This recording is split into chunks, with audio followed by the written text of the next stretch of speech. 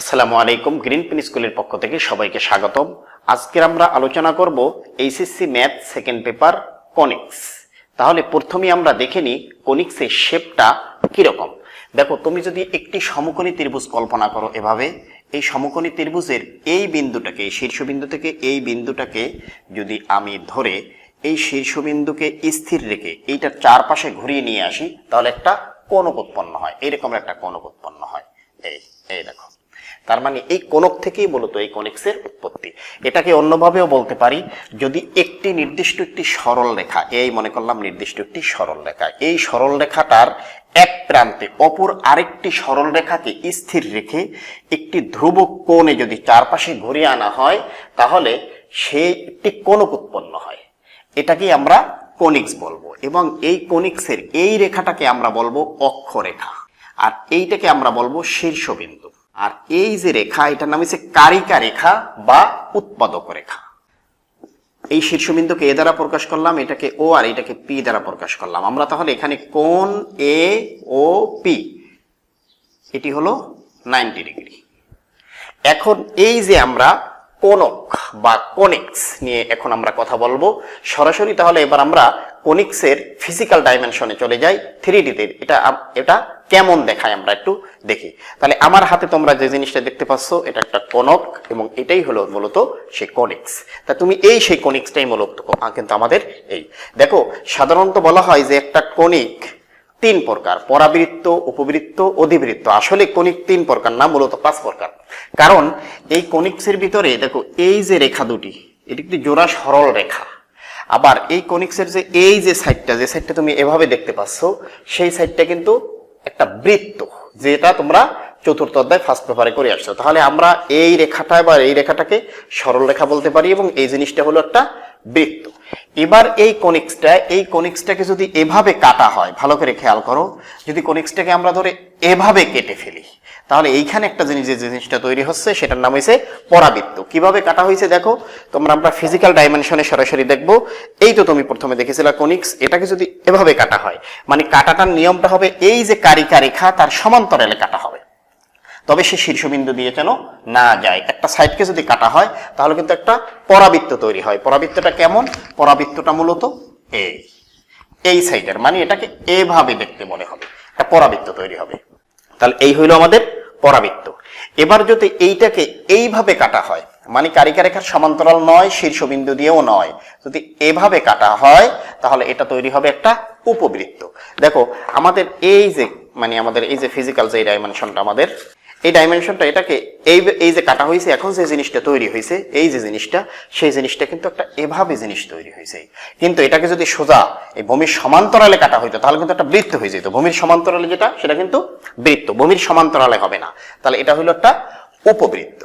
এইবার আমরা যদি দুইটা কনিক্স এক জায়গায় করি, মনে করলাম এই একটা কনিক্স আর এই আর একটা কনিক্স, এটাকে যদি আমাদের এই যে অক্ষরেখা তার যদি সমান্তরালে এভাবে কাটি, কেউ হয়তো মনে করতে পারো যে দুইটা পরাবৃত্ত মিলে একটা অধিবৃত্ত তৈরি হয়। আসলে ব্যাপারটা তা না। পরাবৃত্ত কাটার সময় কিন্তু আমরা কারিকা রেখার সমান্তরালে কাটছি, কিন্তু এটা কিন্তু কাটছি আমরা অক্ষরেখার সমান্তরালে। তাহলে একটা জিনিসের ভিতরে যে দুইটা জিনিস তৈরি হয় এইভাবে, এই জিনিসটার নাম হলো আমাদের অধিবৃত্ত। সে কাটার ফিজিক্যাল ডাইমেনশনটা তোমরা দেখো, এটাকে যদি তোমরা এভাবে কাটো, সোজা যদি এভাবে কাটো, তাহলে যে জিনিসটা তৈরি হবে, এটার নাম হলো আমাদের অধিবৃত্ত। ওকে, তাহলে আবার একটু আমরা রিপিট করে নিই। যদি এটাকে এভাবে কাটা হয়, তাহলে আমরা হবে একটা পরাবৃত্ত। যদি এটাকে এই অ্যাঙ্গেলে কাটা হয়, তাহলে এটা তৈরি হবে একটা উপবৃত্ত। যদি এটাকে দুইটি কনিক্সকে সোজা অক্ষরেখার সমান্তরালে কাটা হয়, তাহলে এই জিনিসটা তৈরি হবে অধিবৃত্ত। এর আগে আমরা এটাকে যতভাবে কেটেছি এই কনিক্সটাকে, এই উল্লেখিত কোণক সেটগুলোকে ax² plus 2hxy plus by² plus 2gx plus 2fy plus c = 0 দ্বিমাত্রিক সমীকরণ দ্বারা প্রকাশ করা যায়। সবগুলোকে আমরা এই সমীকরণের মাধ্যমে প্রকাশ করতে পারি, এবং এই সমীকরণে একটা নির্ণায়কের মান, যেটাকে আমরা ক্ষেত্রফল হিসেবে প্রকাশ করব, সেই নির্ণায়কের মানটা লেখার নিয়ম হলো যে আমাদের কাছে যে a b এই যে c আছে, সেটাকে abc আকারে লিখতে হবে। তারপরে এই hg-টাকে এভাবে লিখতে হবে, এই hg-টাকে আবার এভাবে লিখতে হবে, এখানে একটা f, এখানে একটা f দিলে আমাদের একটা নির্ণায়কের মান হবে। এবং এই সমীকরণটি বৃত্ত নির্দেশ করবে যখন a = b হবে এবং h এর মান শূন্য হবে।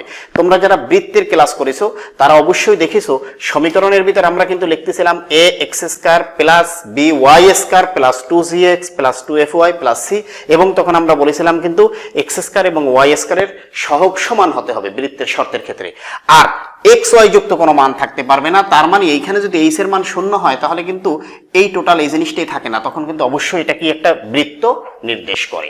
দেখো এই জিনিসটা পরাবৃত্ত নির্দেশ করবে কখন, যদি এই যে ক্ষেত্রফলটার মান যদি শূন্য না হয় এবং এই যে h স্কয়ার ইকুয়াল টু যদি ab সমান হয়। ধরো এখানে এমন জিনিস হইলো যে 8xy, তাহলে আমরা লিখবো 24 ইন্টু xy, তাহলে এখানে কত মান হলো 4। তার মানে আমি যদি এখন দিই h এর উপরে স্কয়ার ইকুয়াল টু, ধরো আমার এখানে যে মানটা এখানে মনে করলাম 4 আর এখানেও মনে করলাম আমি আছে 4, তাহলে 4 গুণ 4 কত আবার হয় 16। তার মানে আমাদের কি h square equal two ab সমান হয়। যদি এই ঘটনা ঘটে তখন এটি একটি কি নির্দেশ করবে, পরাবৃত্ত নির্দেশ করবে। যদি এমন হয় যে এই ক্ষেত্রফলের মান শূন্য না হয় এবং এই যে h স্কয়ার যেটা বের করলাম সেটা যদি ab এর সাথে গুণ দেওয়ার পরে ab এর গুণফলের মানের চেয়ে যদি ছোট হয় তাহলে আমরা মনে করব এটা একটি উপবৃত্ত। যদি এমন হয় h স্কয়ারটা ab এর চেয়ে বড় হয় তাহলে মনে করব কি এটা একটি অধিবৃত্ত, এবং যদি এই ক্ষেত্রফলটার মান একেবারে শূন্য হয়ে যায় তার মনে করবো এটি একটি সরল রেখা। কি রকমের সরল রেখা? একটা জোড়া সরল রেখা। আমরা আগেই কিন্তু বলেছিলাম যদি সাধারণত তিনটি বিন্দু, আমরা ত্রিভুজের ক্ষেত্রফলের ক্ষেত্রে দেখেছিলাম তিনটি বিন্দু যদি ক্ষেত্রফল শূন্য হয় মানে ত্রিভুজের, তাহলে বলতেছিলাম বিন্দু তিনটি একই সরল রেখার উপর অবস্থিত। তাহলে এখান থেকে আমরা এভাবে মনে করতে পারি একটা বৃত্ত বা কনিক্স কিভাবে তৈরি হয়েছিল। একটা সরল রেখা নির্দিষ্ট একটা বিন্দুকে অপর একটা সরল রেখা নির্দিষ্ট বিন্দুটাকে যদি স্থাপন করে চারপাশে ঘুরাই আনি তাহলে এটা কি একটা কনিক্স উৎপন্ন হয়েছিল। কিন্তু এখন যদি এটাকে চারপাশে না থেকে একেবারে যে অক্ষরেখার সমান্তরালে যদি এটাকে থাকে তার মানে এটা আর ঘুরবে না, পাশে এই পাশে থাকবে, তাহলে কি একটা জোড়া সরল রেখা তৈরি হবে, তখনই ক্ষেত্রফল শূন্য হবে। এবার আমরা কনিক্সের যে বইয়ের যে সংজ্ঞা সেই সংজ্ঞাটিকে চলে আসি। বইয়ের সংজ্ঞাটি হলো এই যে নির্দিষ্ট একটি সরল রেখা এবং নির্দিষ্ট একটি বিন্দু থেকে যদি একটি সঞ্চারপথের বিন্দুগুলোর দূরত্বের অনুপাত যদি সমান হয়, তার মানে এই যে এই বিন্দু থেকে মনে করলাম এই সঞ্চারপথের এই একটা বিন্দু, তার মানে এই নির্দিষ্ট বিন্দুটাকে আমি একটা উপকেন্দ্র এস হিসেবে ধরলাম, আর এই যে সরল রেখা নির্দিষ্ট এটাকে আমরা নিয়ামক রেখা বা আমাদের দিকাক্ষ হিসাবে ধরলাম। তা এই জায়গা থেকে এই জায়গার যে দূরত্ব, এই দূরত্বটা যদি এইটার সমান হয়, আবার এই জায়গা থেকে মনে করলাম এখানে একটা বিন্দুর দূরত্ব, এই দূরত্বটা যদি এই বিন্দুর সমান হয়, আবার এই জায়গা থেকে মনে করলাম একটা বিন্দু, এই দূরত্বটা যদি এই দূরত্বের সমান হয়, আবার এখান থেকে যে এই বিন্দুটা এটা যদি দূরত্বটা এইটার সমান হয়, এইভাবে একইভাবে যদি এরকমের দূরত্ব মাপবো আমরা, সেটা এটা সমান, আবার এরকমের দূরত্ব এটা সমান, তাহলে এই যে বিন্দুগুলো যে সঞ্চারপথ গঠন করে এই জিনিসটাই হলো কোণিক। এখন এই সবসময়ের জন্য এই এখানে যদি একটা এস হিসাবে ধরি আমরা, আর এইটাকে যদি পি হিসাবে, এটাকে এল হিসাবে, এম হিসাবে ধরি, আর এখানে যদি আমরা এম দ্বারা প্রকাশ করি, তাহলে এই যে এসপি, এই যে আমরা লিখলাম এসপি ভাগ কত পিএম, তার মানে আমাদের এই দূরত্বটাকে এই দূরত্ব দিয়ে ভাগ দিলাম, মানে অনুপাত বের করলাম। এই অনুপাতটা সবসময়ের জন্য একটা ধ্রুবক সংখ্যা, এবং এই ধ্রুবক সংখ্যাটাকে বলা হয় কি উৎকেন্দ্রিকতা বা ইসেন্ট্রিসিটি। এই যে উৎকেন্দ্রিকতা, তার মানে আমাদের সংজ্ঞাটা হলো নির্দিষ্ট একটা বিন্দু এবং নির্দিষ্ট একটি সরল রেখা হতে সঞ্চার পথের উপর যতগুলো বিন্দু আছে তার দূরত্বের যে অনুপাত, সেই অনুপাতটি একটি ধ্রুবক সংখ্যা। এই ধ্রুবক সংখ্যাটা কি, এবং এই ধ্রুবকটাকেই বলা হয় মূলত উৎকেন্দ্রিকতা। এখন পরাবৃত্তের ক্ষেত্রে যদি এটা পরাবৃত্ত হয়, পরাবৃত্তের ক্ষেত্রে এই উৎকেন্দ্রিকতাটার মান হলো 1। যদি এটি উপবৃত্ত হয় তাহলে উৎকেন্দ্রিকতার মান 0-র চেয়ে বড়, 1-এর চেয়ে ছোট। এটি যদি অধিবৃত্ত হয় তাহলে উৎকেন্দ্রিকতার মান 1-এর চেয়ে বড়, এবং এটি যদি বৃত্ত হয় তাহলে উৎকেন্দ্রিকতার মান হলো মূলত 0। এখন দেখো তাহলে আমাদের যে এই জিনিসটা, এটা থেকে কিন্তু আমরা এই জিনিসটা লিখতে পারি, আমরা লিখতে পারি এসপি ইকুয়াল টু কত পিএম, ইপিএম। এখন যদি এর মান অন হয় তাহলে লিখতে পারি এসপি ইকুয়াল টু পিএম, আবার আমরা এখানে লিখতে পারি এসপি ইকুয়াল টু ইপিএম। দেখো আমাদের যদি পরাবৃত্ত হয় তাহলে এর মান তো 1, তখন কিন্তু আমরা সূত্র এটা লিখতে পারি। আর যদি অধিবৃত্ত বা উপবৃত্ত হয় তাহলে কিন্তু আমরা লিখবো এসপি ইকুয়াল টু ইপিএম। তাহলে এসপি ইকুয়াল টু পিএম দ্বারা কি বোঝায়, এই উপকেন্দ্র থেকে পরাবৃত্তের উপরস্থ যে কোনো একটি বিন্দুর যে দূরত্ব এবং সেই বিন্দু থেকে এই যে সরলরেখার যে লম্ব দূরত্ব, এই দূরত্ব দুটি সমান, তাহলে এটি হয়ে যাবে কি একটি পরাবৃত্ত। আর উপবৃত্ত এবং অধিবৃত্তের ক্ষেত্রে এই দুটির ক্ষেত্রেই এই সূত্রটা থাকবে SP = EPM, কারণ এখানে এর মান ডিপেন্ড করবে সে কি উপবৃত্ত হলে মানটা এভাবে হবে 1 এর চেয়ে ছোট, 0 এর চেয়ে বড়, এবং যদি অধিবৃত্ত হয় সে মানটা হবে 1 এর চেয়ে মূলত বড়। তাহলে এই কনিক্সের সংজ্ঞা থেকে, যেহেতু আজকের আমাদের আলোচনার বিষয় পরাবৃত্ত, তাই কনিক্সের সংজ্ঞা থেকে আমরা পরাবৃত্তের সূত্রে আসতে পারি। পরাবৃত্তের সূত্রটা কি? তাহলে উপকেন্দ্র এবং নিয়ামক রেখা হতে সমান দূরত্বে অবস্থিত সঞ্চারপথকে পরাবৃত্ত বলে। আবার খেয়াল করো, উপকেন্দ্র এবং নিয়ামক রেখা হতে সমান দূরত্বে অবস্থিত যে সঞ্চারপথ, সেটার নামই হলো পরাবৃত্ত। তার মানে উপকেন্দ্র থেকে এই সেই সঞ্চারপথের দূরত্ব হলো SP, এবং এই নির্দিষ্ট রেখা হতে মানে নিয়ামক রেখা হতে সেই বিন্দুটার দূরত্ব হলো PM। তার মানে আমরা পরাবৃত্তের সূত্রটা বা পরাবৃত্তের সমীকরণের গঠনটা হলো SP = মূলত PM। দেখো, তাহলে পরাবৃত্তের সূত্র থেকে পরাবৃত্তের তাহলে চিত্রটা কেমন হবে আবার খেয়াল করো তোমরা। পরাবৃত্তের চিত্রটা হবে এই, এবং এই চিত্রে আমরা এখানে দেখতে পাচ্ছি এটাকে যদি S ধরি, আর এই পরাবৃত্তের উপরস্থ কোনো একটা বিন্দুকে যদি আমি এখানে P ধরি, এবং এখানকার লম্ব দূরত্বের এই বিন্দুটাকে যদি আমি M ধরি, তাহলে আমরা পরাবৃত্তের সংজ্ঞা হিসেবে আমরা বলেছি যে SP = কত হবে আমাদের PM। দেখো, এখান থেকে SP = PM এর আমরা পরাবৃত্তের সমীকরণটা প্রথমে এখানে বের করে নিই, এবং তারপরে সেই সমীকরণের মাধ্যমে যে বিন্দুগুলো বা সূত্রগুলো তৈরি হয় সেগুলো আমরা দেখব। দেখো, আমরা যদি এই জায়গা থেকে এইটুকুর দূরত্বটাকে যদি আমরা A ধরি, তাহলে আমরা কিন্তু এখানে লিখতে পারতেছি A,0 উপকেন্দ্র। কারণ কি, আমাদের এই যে অক্ষরেখাটা সেটা হচ্ছে x অক্ষের সমান্তরাল, আর পরাবৃত্তের উপরস্থ যে কোনো একটা বিন্দুকে আমরা PS, Y ধরি। আর পরাবৃত্তের সূত্র অনুসারে কিন্তু আমরা জানি এই S এর সাথে P এর যে দূরত্ব এবং P থেকে M এর দূরত্ব দুটি সমান। তাহলে S থেকে এই বিন্দুটার, এই শীর্ষবিন্দুর যে দূরত্ব, এখান থেকে এই নিয়ামক বিন্দুর দূরত্ব সমান হবে, কারণ এই বিন্দুটা এখানে গেল এটা থেকে সমান, এখানে গেল এই দুটো থেকে সমান হবে। তাহলে এইটুকু দূরত্ব যদি A হয়, এইটুকুর দূরত্ব কত হবে? -A। কিন্তু দূরত্বের ক্ষেত্রে আমরা ধনাত্মক ধরব সবসময়ের জন্য, তার মানে এটুকু কত হবে আমাদের A। তাহলে যদি তাই হয়, তাহলে আমাদের নিয়ামক রেখার সমীকরণ কত হবে? নিয়ামক রেখার সমীকরণ হবে x = -A, কারণ এটা জানি y অক্ষের সমান্তরাল। তাহলে আমরা পাইলাম নিয়ামক রেখা কিন্তু পেলাম x = -A, আমাদের উপকেন্দ্র পাইলাম A,0, আর পরাবৃত্তের উপরস্থ যে কোনো একটি বিন্দু পেলাম আমরা Px, y। এর মাধ্যমে আমরা পরাবৃত্তের সমীকরণটি বের করব। তাহলে আমাদের এই যে SP এর যে দূরত্ব, সেই SP এর দূরত্বটা কত হবে? x - A তার উপরে হোল স্কয়ার প্লাস y - 0 তার উপরে হোল স্কয়ার। আর এই PM মানে এই নিয়ামক রেখার লম্ব দূরত্ব। এই নিয়ামক রেখাটাকে যদি আমরা একটু এরকমের বানিয়ে নিই, x + a = কত? 0, অর্থাৎ x + a = 0 ভাগ √1 এর উপরে স্কয়ার। উভয় পক্ষকে যদি আমরা বর্গ করি, x - a তার উপর whole square plus y square = কত হবে? x + a তার উপরে হোল স্কয়ার। এখন আমরা এটাকে এরকমের লিখতে পারি y স্কয়ার = x + a তার উপরে whole square minus x - a তার উপরে হোল স্কয়ার। এখন দেখো, তারপর এটা লিখতে পারি y square = a + b whole square minus a - b whole square, মানে কত? 4ab, মানে কত হয়? 4ax। এটি হলো মূলত পরাবৃত্তের সমীকরণ, যে সমীকরণটার শীর্ষবিন্দু হলো মূলত 0, 0। তাহলে এখন এইটার আলোকে, তাহলে এইটা হলো সূত্র আমাদের। তাহলে আমরা একটা জিনিস ভালো করে এখান থেকে বুঝে নেব যে যদি y স্কয়ার = 4ax হয়, এখানে x এর পাওয়ার কত? 1, আর এখানে y এর পাওয়ার কত? 2। যেটার পাওয়ার 1 থাকবে, পরাবৃত্তের মুখটা সেই অক্ষ বরাবরের দিকে ফেরানো থাকবে। এখন যদি আমাদের সমীকরণটা এইরকমের হয় y স্কয়ার = -4ax, তার মানে তার আগে যদি একটা মাইনাস থাকে, তাহলে মুখটা x অক্ষ বরাবরই ফেরানো থাকবে, তবে উল্টো দিকে। যদি সমীকরণটা এই রকমের হয় আমাদের x স্কয়ার = 4ay, তাহলে আমরা দেখতে পাচ্ছি y এর পাওয়ার কত? 1। তাহলে আমাদের পরাবৃত্তের মুখটি থাকবে y অক্ষ বরাবর ঘোরানো। যদি এই রকমের হয় x স্কয়ার = -4ay, তাহলে y অক্ষ বরাবরই ঘোরানো থাকবে, তাহলে তার মাইনাসের দিকে। এখন আমরা এই সূত্রের মাধ্যমে এখানকার যে পরাবৃত্তের এই সমীকরণের মাধ্যমে এখানকার যে পরাবৃত্তের যে সূত্রগুলো তৈরি হবে, সেই সূত্রগুলো আমরা একটু সরাসরি তৈরি করব। এখানে দেখো, y স্কয়ার = 4ax, এই টাইপের একটা পরাবৃত্ত আঁকি এখানে, ভালো করে খেয়াল করো। এই পরাবৃত্তের এইটার নাম হলো আমাদের অক্ষরেখা, আর অক্ষরেখা যেহেতু x অক্ষের সমান্তরাল আমরা ধরেছি, তাহলে অক্ষরেখার সমীকরণ হবে y = 0। আমাদের এইটা হইল উপকেন্দ্র S। যেহেতু এই জায়গা থেকে এই পর্যন্ত যদি আমরা দূরত্ব a ধরি, তাহলে উপকেন্দ্রের স্থানাঙ্ক a, 0 হবে। আর কারণ কি, যেহেতু অক্ষরেখাটা x অক্ষের উপর অবস্থিত, এখানে y এর মান কত হবে? 0 হবে। এবং এইটা যদি শীর্ষবিন্দু ধরি তাহলে শীর্ষবিন্দু কত হবে 0,0। শীর্ষবিন্দু কাকে বলে? পরাবৃত্তের যে বিন্দুটি অক্ষরেখাকে স্পর্শ করে তাকে বলা হয় কি শীর্ষবিন্দু। এবার যদি আমরা এই শীর্ষে একটি স্পর্শ রাখি, সেই স্পর্শকটা কত হবে? x = 0 হবে। এবার দেখো আমরা পরাবৃত্তের এই শীর্ষ থেকে এই পর্যন্ত দূরত্বটা কি জানি? a জানি।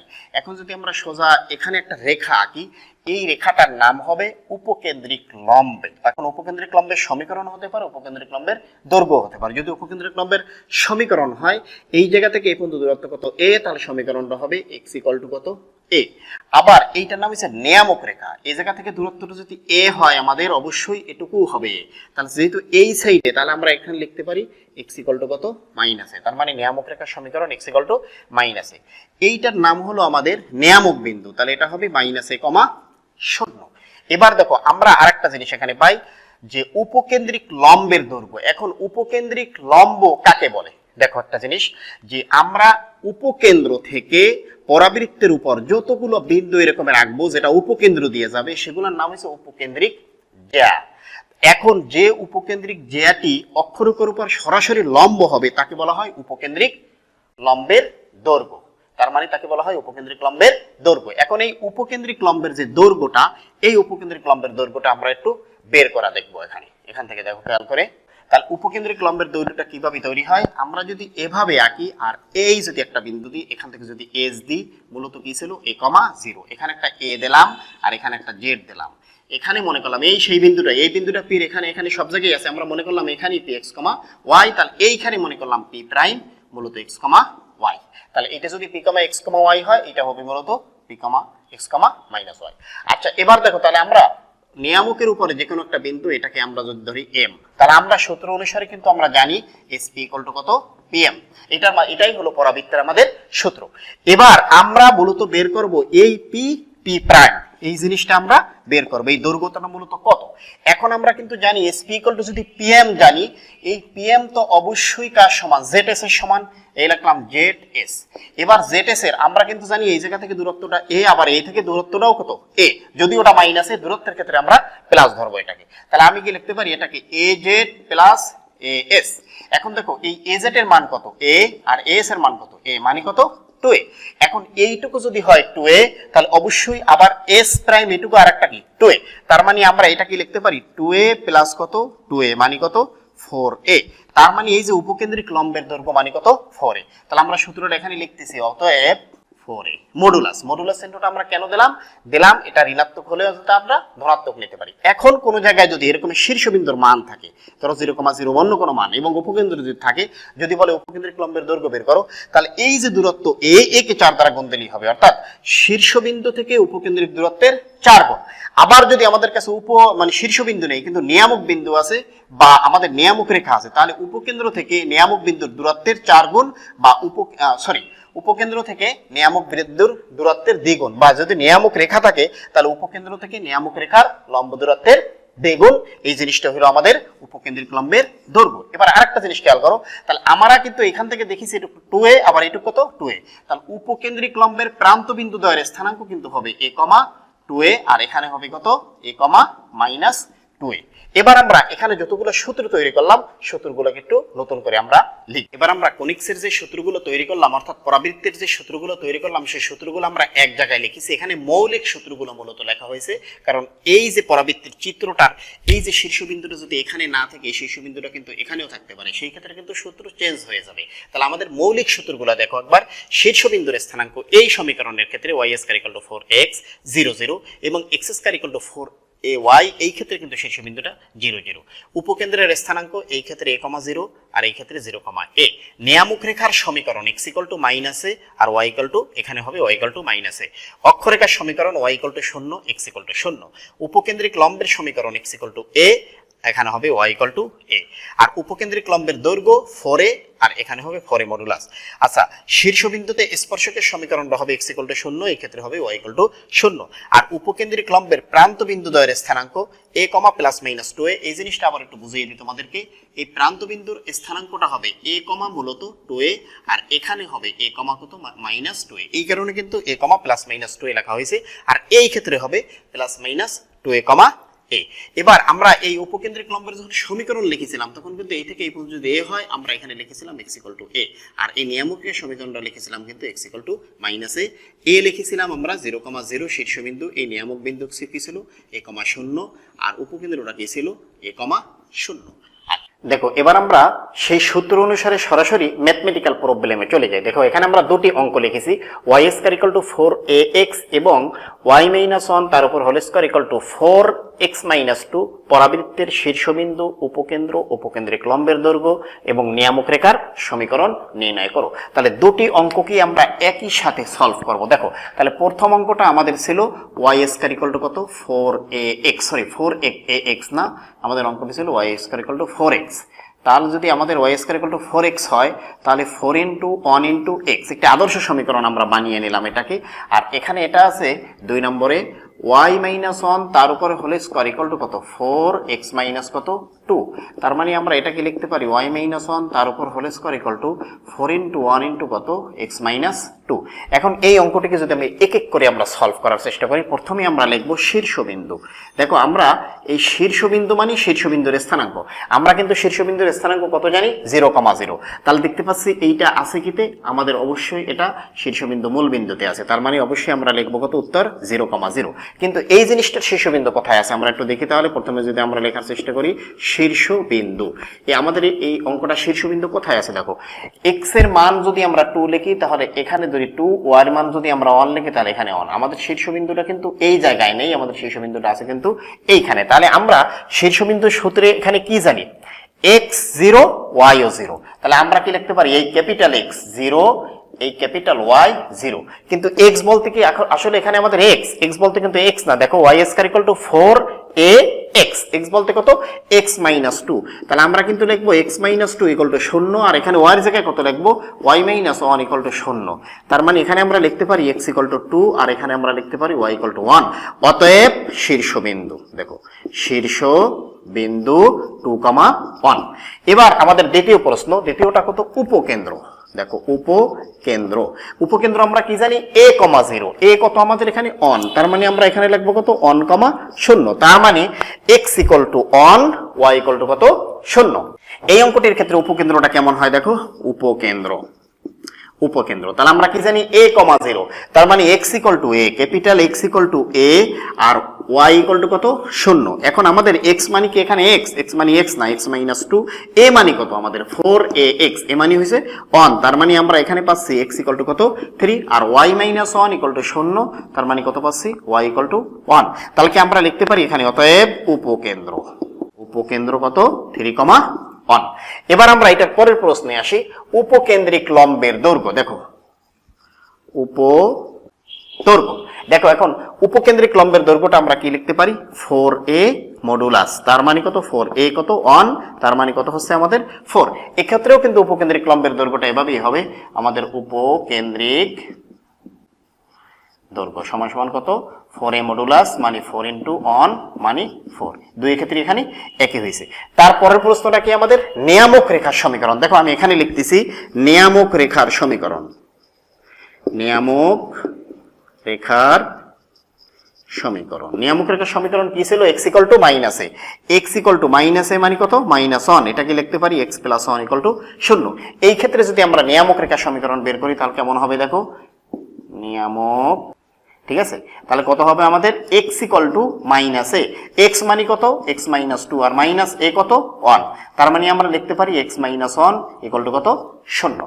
এবার আমরা এই যে অঙ্ক দুটি সলভ করলাম, এই রকমের আমরা অঙ্কগুলোকে যেরকম একটা আদর্শ সমীকরণ নিয়ে আসছি, এই যে y² = 4ax, প্রত্যেকটা অঙ্ককে যদি আমরা আদর্শ সমীকরণ নিয়ে আসতে পারি তাহলে কিন্তু আমরা অঙ্কগুলোকে ভালোভাবে সলভ করতে পারবো। এবার আমরা কিছু অঙ্ককে আদর্শ সমীকরণে নিয়ে আসি। এবার দেখো প্রতিটি অঙ্ককে যদি আমরা আদর্শ সমীকরণে নিয়ে আসতে পারি, আমাদের সমীকরণটি হবে হয়তো y² = 4ax আর না হয় x² = 4ay, এই দুটি সমীকরণের যে কোনো একটি সমীকরণের সমান আমাদের বানিয়ে নিলে তারপরে আমরা অঙ্কগুলোকে সলভ করতে পারবো। তাহলে দেখো এই অঙ্কটাকে যদি আমরা সেরকম বানাই তাহলে কিন্তু তুমি মনে মনে ভাবতে পারো y² = 4 × 1, তা দিলে কিন্তু হবে না, আমাদের x এবং y এর সহগ মুক্ত থাকতে হবে এবং তার সহগ সবসময়ের জন্য 1 থাকতে হবে এবং কখনো মাইনাস থাকা যাবে না। দেখছো y এর সাথে কি আছে একটা মাইনাস 1, ওটা থাকা যাবে না। তো শুরুতে একটা মাইনাস চিহ্ন কমন নিলাম আমরা y - 1, তারপরে আমরা এটাকে বানাইলাম 4 * -1 * কত y - 1। এই কিন্তু আদর্শ সমীকরণ আমরা বানিয়ে ফেললাম এবং এইটাকে কিন্তু আমরা অঙ্ক হিসেবে কাজে লাগাইতে পারবো। এটার যদি আমরা এখন শীর্ষবিন্দু লিখি তাহলে আমরা কিন্তু লিখতে পারবো 0,0 না y - 1, তার মানে আমাদের হবে কত 0,1। এবার আমরা এর মান কিন্তু এখানে -1, উপকেন্দ্র লিখলে কিন্তু অবশ্যই 0,-1 এই জিনিসটা আমাদের লিখতে হবে। এবার দেখো আমরা এইটার আদর্শ সমীকরণ বানাবো। দেখো তাহলে আমাদের আছে কি y² = 8x + কত 5। আদর্শ সমীকরণ বানানোর জন্য আমরা বলেছিলাম যে x এর সহগ কিছুই থাকতে পারবে না, তাহলে সহগ আছে কত 8, টোটাল 8 টাকে কমন নিতে হবে। x প্লাস তাহলে কত হয় 5 ভাগ কত 8, তাহলে 8 মানে কত 4 * কত 2 * কত x প্লাস কত 5 ভাগ 8। এটা এখন কিন্তু আমাদের আদর্শ সমীকরণ হয়ে গেছে। এটাকে কিন্তু আমরা আগের মতো সূত্র অ্যাপ্লাই করতে পারবো। এবার আমরা এই দুটি অঙ্কের আদর্শ সমীকরণ আমরা বানাবো। দেখো প্রথমে দেখো আমাদের এই 5 নম্বর এই অঙ্কটা y² = কত 4x প্লাস কত 4y - 8। আদর্শ সমীকরণ বানানোর নিয়ম হলো যেহেতু আমাদের y² আছে, y টাইপের জিনিস সব এক পাশে নিয়ে আসবো। তাহলে y² - 4y = এই পাশে থাকবে 4x - 8।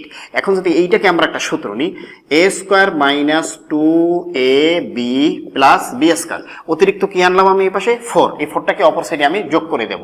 তাহলে 4x - 8 প্লাস কত 4।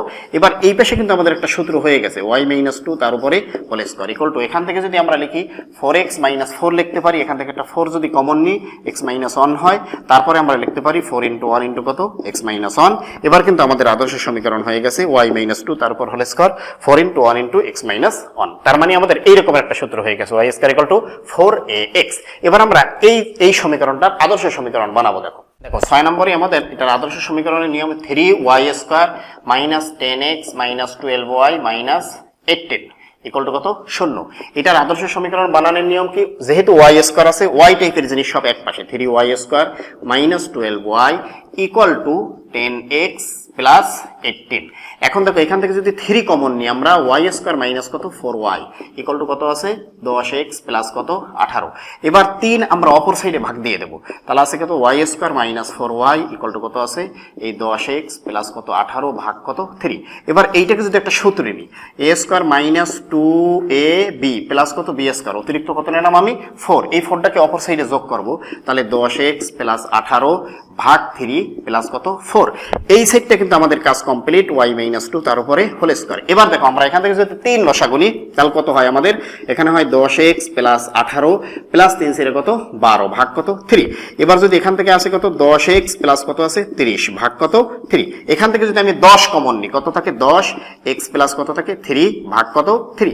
কিন্তু আমাকে তো y² = 4ax বানাইতে হবে। দেখো যদি 4 বানাই তাহলে শুরুতে একটা 4 লিখে দিলাম আমি, তাহলে 4 দিয়ে আবার এটাকে ভাগ দিলাম, যদি 4 দিয়ে ভাগ দিয়ে নিচে কত হয় 12, 3 × 12, 10 কে 12 দিয়ে কাটলে কত হয় 5 ভাগ কত 6 * কত x + 3। এই কিন্তু আমার আদর্শ সমীকরণ হয়ে গেল y² = 4ax।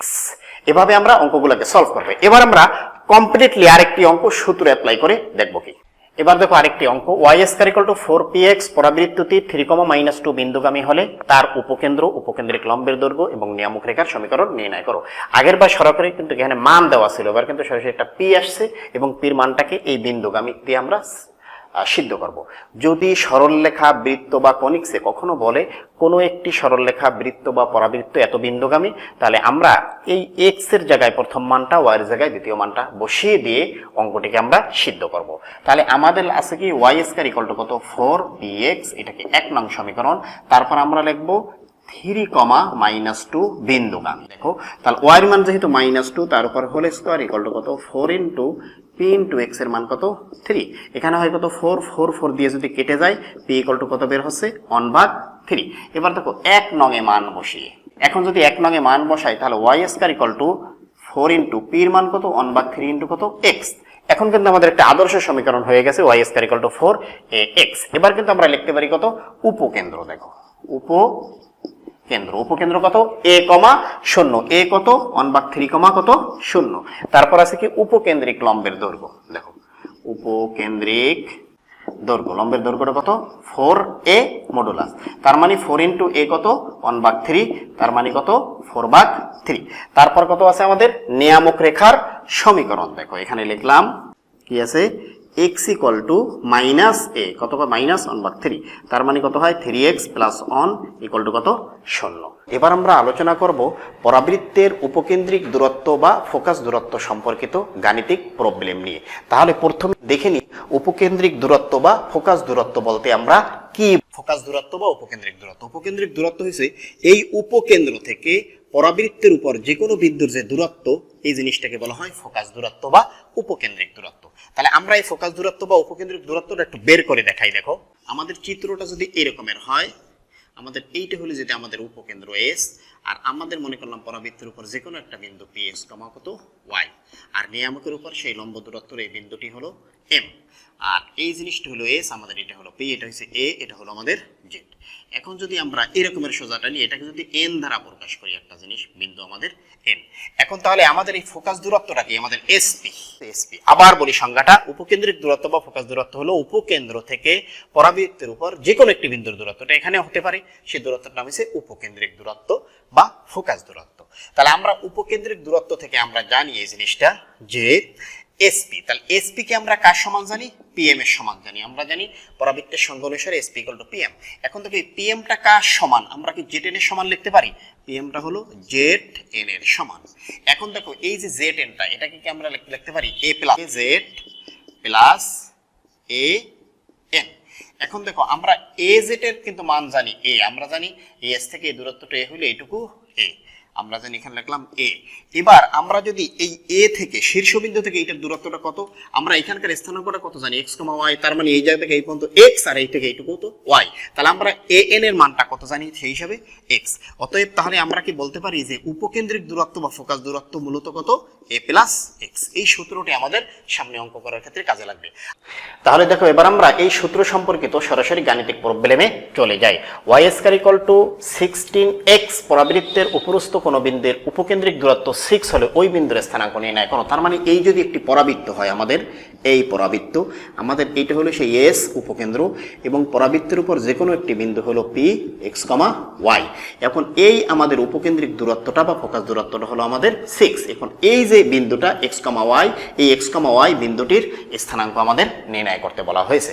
তাহলে দেখো আমরা এই যে সমীকরণটা আমাদের কাছে দেওয়া আছে ওয়াই স্কয়ার ইকুয়াল টু কত 16x, এটাকে যদি আদর্শ সমীকরণ বানাই y square equal to 4 into 4 into কত এক্স, এখান থেকে আমরা কিন্তু দেখতে পাচ্ছি যে আমাদের এর মান কত 4।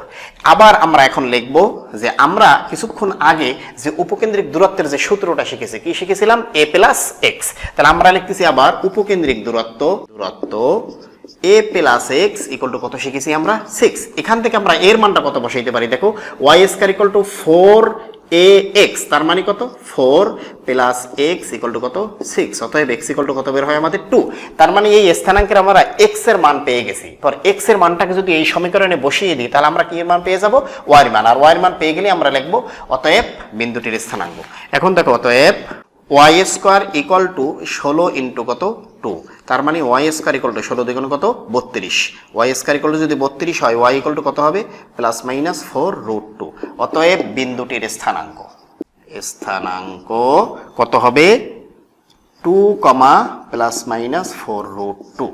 এটি হলো এটির অ্যান্সার। দেখো আমাদের পরবর্তী প্রবলেমটি হলো, আচ্ছা y square equal two 9x পরাবৃত্তের উপরস্থ কোন বিন্দুর কোটি 12 হলে উক্ত বিন্দুর উপকেন্দ্রিক দূরত্ব নির্ণয় করো। তার মানে আমাদের এই যে পরাবৃত্তের উপরস্থ কোন একটা বিন্দু, এই বিন্দুর এই কোটি হইছে আমাদের 12। তাহলে আমাদের যে এই যে উপকেন্দ্রিক দূরত্ব এসপি, এই এসপির মানটা, তার মানে a প্লাস এক্স, এই মানটা আমাদের নির্ণয় করতে বলা হয়েছে। যেহেতু আমরা উপকেন্দ্রিক দূরত্বটা a প্লাস এক্স জানি, এই a প্লাস এক্স এর মানটা আমাদের নির্ণয় করতে বলা হয়েছে। তাহলে আমাদের কিন্তু কোটি দেওয়া আছে কত 12। তাহলে আমরা প্রথমে আমাদের কাছে দেওয়া আছে y স্কয়ার ইকুয়াল টু কত 9x, এটাকে কিন্তু আমরা একটা সমীকরণে বানিয়ে নিতে পারি 4 ইন্টু 9/4 ইন্টু কত x, এইটাকে রাখলাম আমরা 1 নং সমীকরণ। দেখো আবার আমাদের কাছে যেহেতু দেওয়া আছে কোটি 12, দেওয়া আছে কি কোটি y ইকুয়াল টু 12, এইটা দেওয়া আছে। তাহলে এই মানটাই আমরা যদি এখানে বসাই দিই, 12 এর উপরে হোল স্কয়ার ইকুয়াল টু কত 9x, এখান থেকে যদি x এর মান বের করি তাহলে কত পাওয়া যায় আমাদের 16। অতএব উপকেন্দ্রিক দূরত্ব, দেখো উপদূরত্ব, তাহলে উপকেন্দ্রিক দূরত্বটা কত হবে আমাদের a প্লাস এক্স। এ কত পাইছি আমরা 9/4, যেহেতু y square equal two 4ax, কত 9/4 প্লাস কত 16, এটা ক্যালকুলেশন করলে হয় আমাদের 18 পূর্ণ 1/4 একক। এটাই হলো এটির অ্যান্সার। এবার দেখো আমাদের পরবর্তী প্রবলেমটি হলো y² = 12x পরাবৃত্তের শীর্ষবিন্দু ও উপকেন্দ্রিক লম্বের ধনাত্মক দিকের প্রান্তবিন্দুর সংযোগ রেখার সমীকরণ নির্ণয় করো। তার মানে আমাদের এই যদি একটা পরাবৃত্ত হয়, এই পরাবৃত্তের এই যে শীর্ষবিন্দু এবং এই যে উপকেন্দ্রিক লম্বের প্রান্তবিন্দু, এই একটি এই যে ধনাত্মক যে প্রান্ত, এই প্রান্ত এবং শীর্ষবিন্দুর সংযোগ রেখার সমীকরণটি আমাদের নির্ণয় করতে বলছে। তাহলে দেখো আমরা অঙ্কটিকে শুরু করি।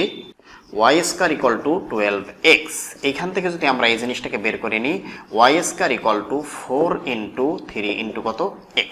এখন দেখো উপকেন্দ্রিক লম্বের প্রান্তবিন্দুর একটা স্থানাঙ্ক আমরা কিন্তু এরকমের জানি a, 2a, আর একটা কত জানি a, -2a। এখন দেখো এই পরাবৃত্তের y² = 12x, এই পরাবৃত্তের শীর্ষবিন্দু কিন্তু আমরা অবশ্যই কত 0,0 জানি। আর প্রান্তবিন্দুর স্থানাঙ্কর কথা যদি কল্পনা করি, y² = 4ax, এখানে a হলো কত মূলত 3।